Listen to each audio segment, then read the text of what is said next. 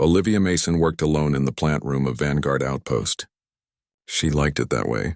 The small space station floated at the edge of human space, far from Earth. Most people at the outpost studied stars or watched for enemy ships. Olivia studied plants. She grew rare flowers and plants from Earth and new planets in special glass rooms called biodomes. Today she checked on her favorite plant. The night-blooming cereus only opened its white flower once a year, for a single night. The flower bud looked ready to bloom soon. Olivia smiled as she added water to its pot. "Botanist Mason, please report to the command center right away," a voice said over the speakers. Olivia frowned. No one ever called her to command. She walked through the metal hallways of the station. People rushed past her. Some looked scared. Others looked excited. Something big was happening. When Olivia reached the command center, she saw why.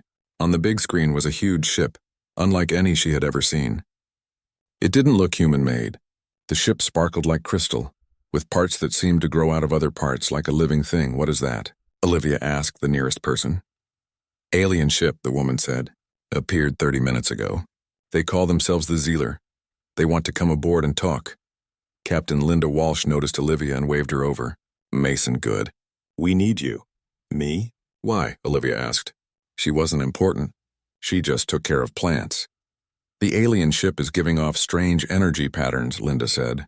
She pointed to a screen with wavy lines. "Dr. Kim says it matches plant breathing patterns. Like the ship is alive. You know plants better than anyone here." Before Olivia could answer, the communication officer spoke up. "Captain, they're sending another message. The Zealer Queen herself wants to come aboard with guards." The room went quiet. This wasn't just first contact with aliens. This was first contact with alien royalty. "Tell them yes," Linda said. "Prepare the main meeting room. I want security, diplomats, and science officers present." She looked at Olivia. "You too, Mason." An hour later, Olivia stood nervously in the big meeting room. Important people from the station wore their best uniforms. Some held gifts, data crystals, art pieces, and technology samples. Olivia felt out of place in her simple work clothes with dirt still under her fingernails. The doors opened. Everyone stood straighter. The aliens who entered made Olivia gasp. They stood 7 feet tall with bodies that looked like a mix of insect and crystal. Their skin shimmered with blues and purples. They had 4 arms and walked on 2 legs. Their heads had what looked like crown-shaped antennae, and large eyes made of many smaller parts like a fly's eyes. The one in front wore crystal pieces that caught the light and sent rainbows across the walls. This had to be the Queen. Her guards flanked her, carrying strange weapons that seemed to grow from their arms. Captain Linda stepped forward. "Welcome to Vanguard Outpost. I am Captain Linda Walsh." The Queen's head tilted. When she spoke, a small device on her chest translated her clicks and hums into English. "I am Queen Astria of the Zealer Hive Collective. We have traveled far to find you." The diplomats presented their gifts. The Queen accepted them politely but seemed unimpressed. Her many-faceted eyes scanned the room until they landed on Olivia. "And who is this one?" the Queen asked, pointing at Olivia. "That's just our botanist," someone said. "She studies plants." The Queen moved closer to Olivia. "Plants? You care for living things?" Olivia nodded, nervous with the tall alien so close. "Yes, Your Majesty. I grow plants from Earth and other worlds. Our ship detected life-nurturing abilities in this station." "That was you," the Queen said. It wasn't a question. Olivia suddenly remembered something. "Your ship. It's alive, isn't it? I saw its energy patterns. They match plant respiration cycles." The Queen's antennae quivered in what might have been surprise. "You are observant." "Yes, our vessels are semi-living crystal organisms we grow, not build." Something strange happened then. Olivia felt a pull like the Queen was somehow familiar. Without thinking about it, Olivia reached into her pocket, where she had placed the night-blooming cereus bud earlier. It had opened in her pocket, a perfect white flower with a sweet smell. "I'd like to give you this," Olivia said, holding out the flower. "It only blooms once a year for one night. It's very special." The room went silent. The diplomats looked horrified at this break in protocol. But the Queen stared at the flower with all her strange eyes wide open. The flower's center glowed slightly, and tiny specks of glowing pollen floated up between them.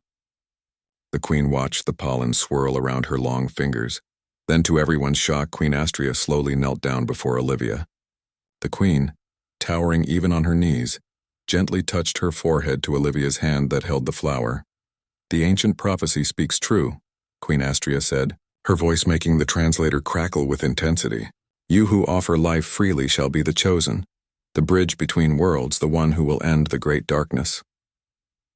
The guards behind the queen lowered themselves to one knee as well. The humans in the room stood frozen, not understanding what was happening. Olivia stared at the alien queen kneeling before her. "I don't understand. What prophecy? What does the chosen mean?" Queen Astria looked up at Olivia, her many eyes reflecting the light of the stars through the window. "It means, Olivia Mason of Earth, that you must come with us. A great danger threatens all living things in this galaxy.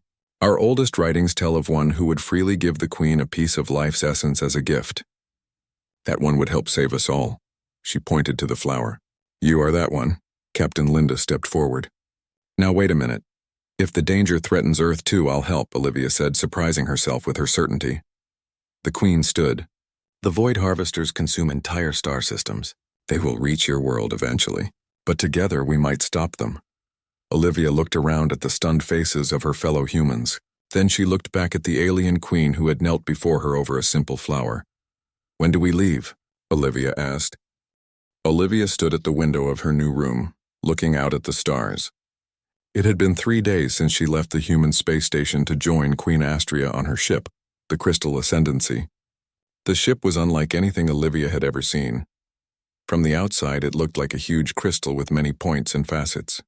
Inside, it was even stranger. The walls seemed alive. They glowed softly and sometimes moved slightly like they were breathing.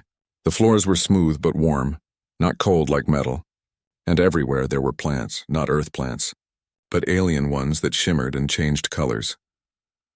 "The ship is adapting to your presence," said a voice behind her. Olivia turned to see Kira, the head of the Queen's guards. Kira was tall and intimidating. Her exoskeleton was scarred from many battles, and her eyes never seemed to blink. "What do you mean?" Olivia asked. Kira pointed to the wall where a small crystal formation was growing. "The ship is alive. It responds to those within it. It has never had a human aboard before. It is curious about you." Olivia walked to the wall and gently touched the crystal. It felt warm and seemed to pulse slightly under her fingers. "Why does the Queen trust me so much?" Olivia asked. "I'm just a botanist." Kira's antennae twitched, and what Olivia had learned was a sign of annoyance. "The prophecy. The Queen believes you are the one who will help us defeat the void harvesters." "And you don't believe that," Olivia said. It wasn't a question. "I believe in what I can see," Kira said flatly. "I have not yet seen what makes you special." Before Olivia could respond, a soft chime sounded. "The Queen requests your presence in the royal garden," Kira said. Olivia followed Kira through the twisting hallways of the ship. Other Zealor they passed stopped and bowed slightly to Olivia. It made her uncomfortable. The royal garden took Olivia's breath away. It wasn't a room, but an entire section of the ship. Massive crystal windows let in starlight. Thousands of plants from hundreds of worlds grew everywhere, in pools of water hanging from the ceiling, climbing up crystal formations. The air was thick with sweet smells and tiny floating spores that glowed like fireflies. In the center stood Queen Astria, tending to a blue plant with her 4 hands. "Olivia," the Queen said warmly, "come see my collection." As Olivia approached, she noticed the Queen had planted her night-blooming cereus in a special crystal pot in the center of the garden. "Your flower is remarkable," the Queen said. "It has already adapted to our ship's environment. It may even bond with the ship's systems." "Bond with the ship?" Olivia asked. The Queen gestured around them. "The Crystal Ascendancy is not just a vessel. It is a living ecosystem. The plants here are not merely decoration. They help regulate air, water, and energy throughout the ship." The Queen led Olivia around the garden, showing her plants that created light, plants that cleaned toxins from the air, even plants that could store data like computers. Olivia asked questions eagerly, fascinated by everything she saw. "Your understanding is quick," the Queen noted. "This will help when we reach Zealar Prime, your homeworld." Olivia asked. "Yes, we must prepare for the coming of the void harvesters." "What exactly are these void harvesters?" Olivia had heard them mentioned but knew little. The Queen's mood darkened. "They are ancient entities that feed on energy, star energy, life energy, all forms. They move through space like a plague. leaving only dust behind. We have fought them for generations, but they grow stronger. The prophecy says only the chosen can help us find a new way to defeat them. Olivia frowned. But how am I supposed to help? I don't know anything about fighting. Perhaps that is exactly why you can help, the queen said mysteriously. Come, I will show you something. They walked to a small pool of water in the garden. The queen waved her hand over it, and the surface changed to show images. Stars disappearing. Planets turning gray and lifeless, huge shadow-like shapes moving through space. The harvesters, the queen explained. They will reach Zelar Prime within one cycle of your Earth month. If they take our world, your Earth will follow within a year. Olivia felt cold fear in her stomach. What does the prophecy actually say I'm supposed to do? It says the chosen will awaken the great bloom and bridge the gap between life and void. That's not very specific, Olivia said. For the first time, she saw the queen make what might have been a smile. Prophecies rarely are. A sudden alarm blared through the ship. Kira rushed in. My queen. Ship systems are failing in Section 12. Life support is dropping. The queen turned to Olivia. Come. We must see what's happening. They ran through the ship to a section where Zelar were evacuating. Engineers worked frantically at crystal control panels. The walls here had turned a sickly gray color. Sabotage, Kira growled. The connections to the central systems have been severed. Can you fix it? The queen asked the head engineer. The damage is extensive, the engineer said. The section will die within hours. Olivia looked at the walls. She could almost feel the ship's pain. Without thinking, she placed her hand on the wall. A strange sensation passed through her, like the ship was trying to communicate. I might be able to help, Olivia said suddenly. Everyone turned to her. The ship's systems are like plant systems, Olivia explained. If we can't fix the original connections, maybe we can graft new ones. Graft? The queen asked. It's a technique we use with plants. We connect parts of different plants to help them grow together. Olivia pointed to her bag. I brought samples from my biodome. Some of them might be compatible with your ship's plants, the queen nodded. Try. Olivia worked quickly, taking out small plant samples she had brought from the station. She identified several that had strong root systems and ability to form connections. With the help of the Zelar engineers, she carefully planted these samples at key points in the damaged section, connecting them to the ship's living walls. Hours passed as they worked. Olivia lost track of time, focused entirely on helping the dying section of the ship. She found herself talking softly to the plants and to the ship itself, encouraging the new connections to take hold. Finally, one of the walls began to change color, from gray back to healthy blue, then another and another. The ship's lights brightened. Life support readings are rising, an engineer reported with surprise. The new connections are working. Olivia stepped back, tired but satisfied. The plants from Earth had successfully grafted to the alien ship, creating new pathways for the ship's living systems. Kira arrived with more guards, looking for saboteurs. She stopped when she saw the walls returning to normal, and Olivia standing in the middle of it all, hands dirty from working with the plants. You fixed the ship? Kira asked, her voice showing rare surprise. I just helped it heal itself, Olivia said modestly. The queen placed a hand on Olivia's shoulder. You communed with the ship. No outsider has ever done that before.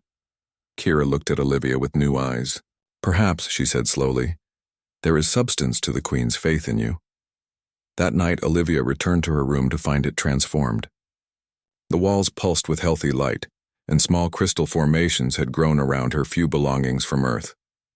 The ship had accepted her. As she prepared for sleep, Olivia wondered what awaited her at Zelar Prime. She was no warrior or diplomat, but today she had saved part of a living ship using only her knowledge of plants. Maybe that was why she was here, not to fight but to heal. Outside her window, stars streaked by as the crystal ascendancy raced toward Zelar Prime, carrying Olivia toward her destiny. The crystal ascendancy dropped out of faster-than-light travel with a gentle shudder. Olivia rushed to the window in her quarters. Below them floated Zelar Prime, the homeworld of Queen Astria and her people. The planet shimmered like a jewel. Vast oceans of deep purple reflected the light of twin suns. The land was covered in structures that looked like giant crystal trees and honeycomb cities. Around the planet floated hundreds of ships and massive defense platforms. It's beautiful, Olivia whispered. And in danger, said Queen Astria, who had come to escort Olivia. Look there. The Queen pointed to the edge of the system. At first, Olivia saw nothing. Then she noticed areas where stars seemed to disappear like holes in space itself. The Void Harvesters? Olivia asked. Yes, their scout ships have arrived. The main force will follow soon. The Queen's voice was heavy with worry. Come. The High Council awaits us. They traveled down to the planet in a small crystal shuttle. Olivia marveled at the alien city as they landed. Towers of living crystal reached toward the sky. Zealer of different sizes and colors moved through the streets. Some flew with translucent wings. None looked quite like the Queen, who was larger and more luminescent than her subjects. The council chamber was inside the tallest tower. 12 Zealar sat in a circle, their exoskeletons decorated with symbols of rank and achievement. They all stood when Queen Astria entered with Olivia. My council, I present Olivia Mason of Earth, the chosen of prophecy, the Queen announced. The council members clicked and hummed among themselves. One stepped forward, her exoskeleton a deep red color. I am Fleet Commander Vanna, she said. I lead our defenses against the Void Harvesters. She looked Olivia up and down. This is the savior the prophecy promised. A small human who tends plants? She has already proven her connection to our living technology, the Queen said firmly. The Crystal Ascendancy accepted her as if she were Zealar. Another council member spoke. The prophecy is ancient. We cannot be sure of its meaning. Meanwhile, the harvesters approach. We should concentrate on our defenses, not on interpreting old stories. What exactly does your military plan involve? Olivia asked. Commander Vanna activated a holographic display in the center of the room. It showed the planet and its defenses. We have positioned our battle fleets here and here, Vanna explained, pointing to formations around the planet. When the harvesters attack, we will engage them with energy weapons and fighter squadrons. Has that worked before? Olivia asked. Vanna's antennae drooped slightly. We can slow them but not stop them. We have lost 3 outer colony worlds already. Show me recordings of previous battles, Olivia requested. The council looked to the Queen, who nodded. Vanna changed the display to show footage of Zealar ships fighting strange, dark vessels that seemed to absorb light rather than reflect it. The harvester ships moved in patterns that reminded Olivia of something, but she couldn't place it. Suddenly, alarms blared throughout the chamber. They're here, Vanna shouted. The main harvester fleet has arrived. The hologram updated to show hundreds of dark ships entering the system, moving faster than should be possible. All ships to battle positions, Vanna ordered through her communicator. Activate the defense platforms. The council chamber erupted into activity. Queen Astria moved to a crystal throne at the head of the room. When she sat, crystal formations grew around her, connecting her to the planet's defense systems. Olivia, stay with me, the Queen said. Watch and learn. Perhaps you will see something we have missed. Through the chamber's windows and the holographic display, Olivia watched as the battle began. Zealar warships moved with precision to engage the harvesters. Energy weapons fired, creating beautiful but deadly light shows in space. The Zealar fought bravely. Their ships transformed during battle, parts shifting to create new weapons or shields as needed. The royal guards in the chamber also transformed, their exoskeletons becoming living armor and weapons. Olivia realized the Zealar themselves were partly crystal, like their ships and buildings. But the Void Harvesters were terrifying enemies. Their dark ships absorbed energy attacks instead of being damaged by them. They moved like a swarm of insects surrounding Zealar vessels and draining them of power. They're targeting our energy sources, Olivia observed, watching the pattern of attacks. They go after the ships with the strongest power signatures first. Yes, Commander Vanna confirmed. They feed on energy, all types of energy. They leave our worlds and ships empty husks. As Olivia watched the battle unfold, something clicked in her mind. They move like parasites, she said. Like certain plants on Earth that steal nutrients from other plants. Explain, the Queen commanded. Her attention split between Olivia and the battle she was helping coordinate. On Earth, we have parasitic plants that attach to host plants and drain their resources, Olivia explained. But these parasites have patterns, weaknesses. They can be tricked or diverted. Olivia studied the movements of the harvester ships more carefully. Look there, she pointed to a section of the display. They're drawn to your largest power sources, but they approach in a specific pattern, like they're tasting the energy before fully committing. Commander Vanna looked skeptical but interested. How does this help us? What if we created energy sources that are poisonous to them, or that disrupt their feeding patterns? Olivia suggested. On Earth, we sometimes use decoy plants to protect valuable crops from parasites. Create decoys in space? How? One council member asked. Olivia thought hard. Your defense platforms. Can they be reconfigured to emit different energy signatures? Yes, Vanna said. But what good would that do? If the harvesters feed on energy, maybe certain types or patterns of energy are harder for them to process, Olivia explained.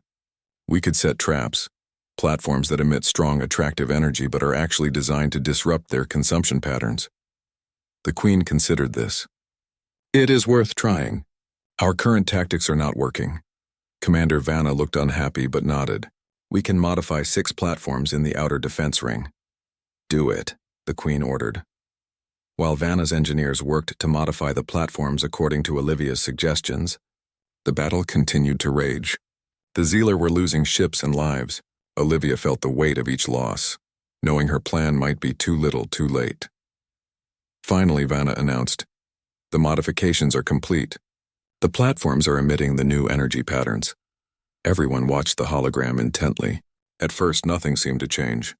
Then gradually a group of harvester ships broke away from the main battle and moved toward the modified platforms. They're taking the bait, Vanna said, surprised. The harvester ships surrounded the first platform and began to feed. But instead of quickly draining it like they did with Zealar ships, they seemed to slow down. Their movements became erratic. What's happening to them? A council member asked. The energy pattern is disrupting their feeding process, Olivia explained. It's like giving them food they can't digest properly. More harvester ships moved toward the platforms, drawn by the strong energy signatures. As they attempted to feed, they too began to move strangely, some colliding with each other. Now, Vanna ordered, target those ships while they're disoriented. The Zealar fleet concentrated fire on the confused harvester ships. For the first time, their weapons seemed effective, breaking through whatever defenses the dark ships had. Several harvester vessels shattered into pieces. Others retreated, moving away from the platforms and the Zealar ships. The council chamber was silent in shock. They're retreating? Someone finally said it was true. The entire harvester fleet was pulling back, regrouping at the edge of the system. We've never forced them to retreat before, Vanna said, her voice filled with awe. Never. Cheers erupted throughout the chamber and across communication channels from the fleet. Olivia felt lightheaded with relief. Queen Astria rose from her throne, the crystal connections receding. She approached Olivia and, to everyone's surprise, bowed slightly. You saw what we could not, the Queen said. You found a weakness in an enemy we thought unbeatable. Commander Vanna approached them. Her earlier skepticism was gone. Your world grows warriors of a different kind, she said to Olivia. Warriors who conquer not through force but through understanding. They'll come back, Olivia warned. This was just a temporary solution. Yes, the Queen agreed. But you have given us time and hope. Now we must prepare for the next phase of the prophecy. What next phase? Olivia asked. The Queen's many eyes seemed to look through Olivia into her future. The awakening of the bloom, the final defense of our world, and yours. Olivia didn't understand, but she nodded. She had come this far. She would see it through to the end. As celebrations began across the planet, Olivia looked out at the stars where the harvesters had retreated. They would return, stronger and adapted, but for now, Zealar Prime was safe. And Olivia had found her purpose far from the quiet plant rooms of Vanguard Outpost.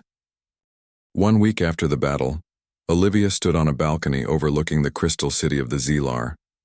The twin suns were setting, painting the sky in shades of orange and purple. In the distance, she could see teams of workers strengthening the planet's defenses, preparing for the harvester's return. They will come back stronger, said a voice behind her. Olivia turned to see Commander Vanna approaching. Our scouts report they are regrouping, adapting. How long do we have? Olivia asked. Perhaps 2 of your Earth weeks, Vanna replied. Not long enough. Since the battle, Olivia had earned Vanna's respect. The commander now spoke to her as an equal, not as a strange outsider. The Queen wishes to see you, Vanna said. It's time she told you about the bloom. Olivia followed Vanna down to a part of the palace she had never seen before. They descended in a crystal elevator that went deep underground. The air grew warmer as they went down. "What is this place?" Olivia asked. "The heart chamber," Vanna said. "Few outside the royal line have ever seen it." The elevator stopped at a massive door made of living crystal that pulsed with light. Royal guards stood at attention. They bowed to Vanna and Olivia before touching the door in a specific pattern. The door melted away, revealing a vast cavern. Olivia gasped. The cavern stretched farther than she could see. In the center was a pool of glowing liquid that reminded her of tree sap, but shimmered with all the colors of a rainbow. Around the pool grew crystal formations that reached toward the ceiling like giant trees. Queen Astria stood by the pool, her 4 hands dipped in the glowing liquid. She looked up as they entered. "Olivia," the queen said, "welcome to the heart of our world." Olivia approached slowly, amazed by the beauty around her. "What is this place?" "This is where our civilization began," the queen explained. "The first Zealer emerged from the crystal pools below our world. And this," she gestured to the glowing pool, "is the essence of our planet. We call it the life sap." Olivia knelt by the pool. The liquid moved slightly as if responding to her presence. "It's alive," she whispered. "Yes," the queen said. "All things on our world come from the life sap. Our buildings, our ships, even our bodies contain it." "And what is the bloom?" Olivia asked, remembering why she was brought here. The queen's expression grew serious. "The bloom is our final defense created by our ancestors millennia ago. When fully awakened, it can transform our entire planet into a weapon against the harvesters." "Why haven't you used it before?" Olivia asked. "Because it requires both Zealar royal genetics and—" The queen hesitated. "Something we did not have until now. A bridge species." "Me," Olivia said, understanding dawning. "The prophecy said I would be a bridge." "Yes. Humans and Zealar evolved on different worlds, but there are surprising similarities in our life codes. Your connection to plants, to living things, it mirrors our connection to crystal life in ways we never thought possible." The queen led Olivia around the pool to a massive crystal formation that looked like a closed flower bud, taller than 3 Zealar standing on each other's shoulders. "This is the Bloom Control Center. When activated properly, it will awaken similar structures across our entire planet, creating a network that can generate energy patterns deadly to the harvesters, but harmless to living worlds." "How do we activate it?" Olivia asked. "Through the Bloom Ritual," the queen said. "It requires genetic material from both Zealar royalty and the Chosen. Our life essences must mingle with the life sap." Olivia felt a chill despite the warm air. "You mean our blood?" "Yes. The ritual is complex and has never been performed with a non-Zealer. There are risks." "What kind of risks?" Olivia asked. The queen's many eyes looked at her steadily. "The process may change you as it will change me. Our genetics will blend slightly with the life sap. We cannot predict exactly how it will affect a human." Olivia thought about Earth, about the human outposts scattered through space. If the harvesters weren't stopped here, they would eventually reach humanity. "I'll do it," she said firmly. "When?" "Tomorrow," the queen said. "We must prepare tonight." That evening, Olivia underwent a cleansing ritual. Zealar attendants helped her bathe in water infused with special minerals. They gave her a robe made of a soft, living material that adjusted to fit her perfectly. Kira, the palace mistress who had once doubted Olivia, now personally oversaw her preparation. "You honor us with your courage," Kira said as she painted special symbols on Olivia's arms with glowing ink. "Few would risk themselves for a world not their own." "Your world is beautiful," Olivia said. "Worth saving. And my world would be next if we fail." When the preparations were complete, Olivia tried to sleep but found she couldn't. She stood by her window, looking out at the crystal city glowing softly in the night. Tomorrow would change everything, for the Zealar, for humanity, and for her. At dawn, Queen Astria came for her. The queen too was dressed in special robes, and her exoskeleton seemed to glow from within. "Are you ready?" the queen asked. Olivia nodded. Together they descended again to the heart chamber. This time many more Zealar were present. Council members, religious leaders, and royal guards. The massive crystal bud in the center had been prepared. Around it, Zealar performed a humming song that made the crystal vibrate slightly. The queen led Olivia to a platform that extended over the glowing life sap pool. On the platform were 2 crystal bowls and a ceremonial knife that looked like it was made From a single crystal. The ritual begins, announced an elderly Zelar with white crystal growths on her exoskeleton. Queen took the knife and made a small cut on her palm. Golden liquid, the queen's blood, dripped into one of the crystal bowls. She then handed the knife to Olivia. Olivia took a deep breath and cut her own palm. Her red human blood dripped into the second bowl. The difference in their blood was striking. Gold versus red, alien versus human. The elderly Zilar took both bowls and mixed their contents with life sap from the pool. The mixture glowed brightly, swirling with patterns of gold and red and rainbow colors. Now we must both drink, the queen explained, and then place our mixed blood on the bloom control. The elderly Zilar divided the glowing mixture into 2 smaller cups. The queen took one, Olivia the other. Together, the queen said, they drank at the same time. The liquid burned going down Olivia's throat, but not painfully. It felt like drinking liquid sunshine. Warmth spread through her entire body. Suddenly, the chamber doors burst open. A group of Zilar stormed in, weapons drawn. Stop the ritual, one shouted. The prophecy lies. A non-Zilar will doom us all. The royal guards moved to intercept them, but the attackers fired crystal weapons that stunned several guards. The room erupted into chaos. Olivia felt strange, her vision blurring from the effects of the mixture she had drunk. She saw Kira fighting off attackers, her battle-scarred exoskeleton now transformed into weapons. We must complete the ritual, the queen shouted, grabbing Olivia's hand. Together they ran toward the crystal bud. An attacker lunged for them. Captain Leah, leader of the royal guard, intercepted him but took a severe hit to her side. Golden blood poured from her wound. Go, Leah shouted to them. The queen and Olivia reached the crystal bud. They placed their bleeding palms against it, smearing their mixed blood on its surface. For a moment, nothing happened. Then the bud began to glow, brighter and brighter. It started to open slowly, crystal petals unfolding to reveal a complex structure inside that pulsed with light. Olivia felt something strange happening to her body. Her skin began to shimmer slightly like it contained tiny crystals. The queen, too, was changing, her exoskeleton developing patches that looked more plant-like than crystal. The ground began to shake. The attackers stopped fighting, looking around in fear. The bloom awakens, the queen said, her voice sounding different, deeper, more resonant. Through their connection to the crystal bud, Olivia and the queen could suddenly see beyond the chamber. They could see the entire planet. Similar crystal buds were emerging everywhere, from oceans, mountains, cities. Massive crystal structures rose into the sky, forming a network that encircled the planet. In orbit, sensors on the crystal ascendancy recorded energy readings unlike anything ever seen before. The entire planet was transforming into a massive living defense system. The ritual complete, Olivia collapsed to her knees. The queen steadied her. Look at your hands, the queen said softly. Olivia raised her hands. Her skin now shimmered with a subtle crystal pattern, catching the light like tiny facets. When she touched a nearby crystal formation, it responded to her as it would to a Zilar. And you, Olivia said to the queen. The monarch's exoskeleton had developed green, plant-like areas that looked like leaves or vines. We are changed, the queen said. Neither fully Zilar nor human, but something new, the first of what our worlds might become together. The attackers had been subdued. Kira approached, supporting the injured Captain Leah. It is done, Kira reported. The separatists have been captured. They feared change, but now they will witness salvation. Outside, the twin suns were rising on a transformed Zilar Prime.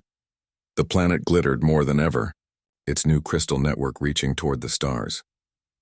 The bloom had awakened. Olivia felt both exhausted and exhilarated. She could feel the planet's systems now like they were extensions of her own body. She knew the queen felt the same connection. The Void Harvesters returned to Zilar Prime exactly 12 days after their retreat. This time they came in numbers never seen before. Their dark ships blotted out the stars, moving like a storm cloud across space. From the crystal control nexus at the highest point of the royal palace, Olivia and Queen Astria watched the enemy approach. The room was a perfect sphere of living crystal, with holographic displays showing the space around the planet. They sense the bloom, the queen said. They know we have awakened something powerful. Olivia nodded. In the days since the ritual, both she and the queen had changed more. The crystal patterns in Olivia's skin had spread, giving her a subtle shimmer. Sometimes when she was emotional, her skin would glow slightly. The queen had developed more plant-like features in her exoskeleton, with small leaf patterns that changed color with her moods. Their connection to the planet had grown stronger too. They could feel the massive network of crystal structures that now covered Zelar Prime, all connected to the bloom. Commander Vanna entered the Nexus, her exoskeleton now modified for war. "All defense systems are ready, my queen. Our fleet is in position." "Good," the queen said. "Begin the first phase." Vanna gave orders through her communicator. Outside, the orbital defense platforms activated, emitting the special energy patterns Olivia had designed to disrupt the harvesters' feeding. But this time, the harvesters did not take the bait. "They've adapted," Olivia said, watching the enemy ships avoid the platforms. "They remember what happened before." "Then we must adapt as well," the queen replied. She turned to Vanna. "Deploy the fighter squadrons. Keep the harvesters occupied while we prepare the bloom's first pulse." Vanna nodded and relayed the orders. On the displays, they watched as Zelar ships engaged the enemy. The battle had begun. Olivia and the queen moved to the center of the Nexus, where a large crystal formation waited. It was similar to the bud in the heart chamber, but smaller. When they both placed their hands on it, crystal tendrils extended to connect with their bodies. Through this connection, they could control the entire bloom network. Olivia felt her consciousness expand, flowing through the crystal structures across the planet. The queen's mind joined with hers, guiding her through the alien technology. "Focus with me," the queen said. "We will direct the first energy pulse at their main vessels." Together, they channeled power through the network. Energy built up in the crystal structures, glowing brighter and brighter. When they released it, beams of intense light shot from crystal towers across the planet, converging in space before striking the largest harvester ships. Several dark vessels shattered instantly. Others veered away, damaged. For a moment it seemed the bloom would win the battle easily, but the harvesters regrouped quickly. They changed their formation, spreading out to make targeting more difficult. Some began to dive toward the planet's surface, aiming for the crystal towers. "They're targeting the bloom structures," Vanna shouted. "Redirect defense ships to protect the primary nodes," the queen ordered. The battle intensified. Through their connection to the bloom, Olivia and the queen could feel every hit the planet took, every crystal tower that was damaged. It was like feeling wounds on their own bodies. Hours passed. Despite the power of the bloom, the harvesters kept coming. For every ship they destroyed, 2 more seemed to take its place. The Zelar fleet fought bravely, but they were taking heavy losses. "There are too many," Vanna reported grimly. "We can't hold them off much longer." Olivia felt despair creeping in. They had awakened the bloom just as the prophecy said, but it wasn't enough. The harvesters were too numerous, too determined. As she watched the battle through the bloom sensors, Olivia noticed something strange. The harvesters weren't just attacking randomly. They moved in patterns, almost like, "They're feeding," Olivia said suddenly. "Not just destroying. They're trying to consume the energy from the bloom itself." The queen looked at her sharply. "Yes, that is their nature. They consume all forms of energy." Olivia's mind raced. "But what if we could change the energy? Make it something they could consume without harm?" "What do you mean?" the queen asked. "On Earth, we have parasites that feed on plants, but some plants have evolved to use those parasites as pollinators instead of fighting them," Olivia explained. The relationship changes from harmful to beneficial. Understanding dawned in the queen's many eyes. "You want to change the harvesters from predators to partners? Or at least to make them stop destroying worlds," Olivia said. "If we can give them what they need without the destruction." The queen was silent for a moment, considering. "It has never been tried. The bloom was designed as a weapon, not a feeding station." "But you said I was the bridge," Olivia reminded her. "Maybe this is why. To find a third option between surrender and destruction." After another moment, the queen nodded. "We will try. Tell me what to do." Olivia closed her eyes, thinking. "We need to reconfigure the bloom to emit energy frequencies that will satisfy the harvesters without being destructive. Energy they can feed on continuously without depleting the source." Working together, Olivia and the queen began to reshape the bloom's energy output. It was difficult, delicate work. Several times the connection almost broke as harvester attacks intensified. But slowly the crystal network responded to their commands. "Commander, the Queen called to Vanna. "Pull our ships back to a defensive perimeter around the planet. We need time." Vanna looked uncertain but obeyed. The Zealer fleet retreated closer to the planet, leaving the outer system to the harvesters. When the reconfiguration was complete, Olivia took a deep breath. "Ready?" The Queen nodded. "Let us hope the Chosen's wisdom proves true." Together, they activated the modified bloom. Instead of firing concentrated energy beams at the harvesters, the crystal network now pulsed with waves of energy that spread outward into space like ripples in water. At first, nothing seemed to happen. The harvesters continued their attack. Then gradually some of the dark ships paused. They seemed to be tasting the new energy being offered. "It's working," Olivia whispered. "Look." More harvester ships slowed their attack, turning toward the energy pulses from the bloom. They began to position themselves within the waves, absorbing the energy without destroying its source. Slowly, the attack diminished. Harvester ships moved into stable positions around the energy-emitting crystal structures. For the first time in recorded history, they remained in place without consuming everything around them. "They're feeding without destroying," Vanna said in amazement. "A sustainable relationship," Olivia explained. "They get what they need. We keep our world intact." Over the next hours, the remaining harvester ships ceased their attack. Some retreated to the edges of the system, as if suspicious of the change. Others joined those feeding on the bloom's energy. 3 days later, representatives from Earth arrived, having received urgent messages about the harvester threat. They were stunned to find not a war zone but the beginnings of a strange new ecosystem in space. Olivia, her skin now permanently shimmering with crystal patterns, led the human delegation through the royal palace. The humans stared at her changed appearance, but Olivia no longer felt self-conscious about it. "So you're telling us you've domesticated these void harvesters?" asked Susan Hall, the lead human diplomat. "Not domesticated," Olivia corrected. "We've established a mutual relationship. They need energy. We can provide it in ways that don't destroy worlds." "And the Zealar agreed to this?" Susan asked, clearly surprised. "After fighting the harvesters for generations?" "The Queen understood what I was trying to do," Olivia said. "She trusted me." They reached the Queen's garden, which had been expanded since Olivia's arrival. Here Queen Astria waited, tending to a new section of hybrid plants, specimens that combined Earth genetics with Zealar crystal biology. The human delegation bowed awkwardly to the Queen, who acknowledged them with a graceful nod of her antennae.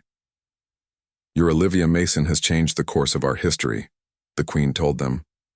"She has fulfilled the prophecy in ways none of us anticipated." Peace negotiations began, first between humans and Zealar, then cautiously with the harvesters themselves. Communication with the shadow-like entities was difficult but not impossible. They weren't mindless consumers, but a different form of life with their own needs and intelligence. As weeks passed, Olivia split her time between diplomatic meetings and her work in the royal garden. The night-blooming Sirius she had given the Queen had flourished, producing offspring that incorporated crystal elements from Zealar Prime. These new hybrid plants showed remarkable properties. Some could store data like computers, others could purify water or air more efficiently than any technology. One evening, Olivia sat with Queen Astria in the garden, watching the twin suns set. Their relationship had evolved from monarch and subject to something closer to equals, perhaps even friends. "Did you ever imagine," Astria asked, "watching a crystalline rose unfurl its petals toward the setting suns, that offering a single flower would reshape the fate of galaxies?" Olivia smiled, her skin catching starlight in facets. "The smallest gestures often contain the greatest power," she replied, gently touching the bloom. "Just as the smallest seeds can grow into the mightiest forests,